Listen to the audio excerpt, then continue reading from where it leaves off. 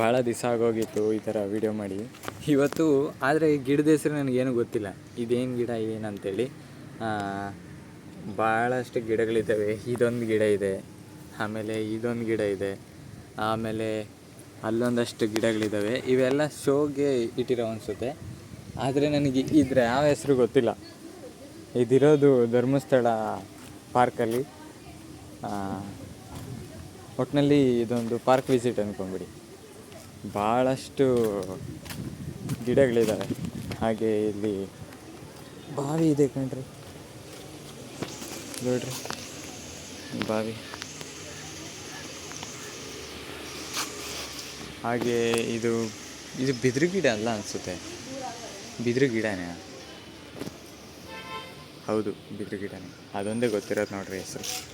ಇನ್ನು ಅದು ಬಿಟ್ಟರೆ ಈ ಮರದ ಹೆಸರು ಗೊತ್ತಿಲ್ಲ, ಏನೂ ಗೊತ್ತಿಲ್ಲ.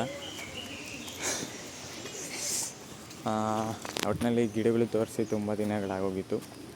ಈಗ ನೋಡ್ಕೊಳ್ಳಿ, ಅಲ್ಲೊಂದು ಅಡಿಕೆ ಗಿಡದ ಥರ ಏನೋ ಇದೆ. ಇದಿಷ್ಟು ಧರ್ಮಸ್ಥಳದ ಪಾರ್ಕ್. ಮತ್ತೊಂದು ವಿಡಿಯೋದಲ್ಲಿ ಮತ್ತೆ ಸಿಗೋಣ. ಓಕೆ, ಬಾಯ್.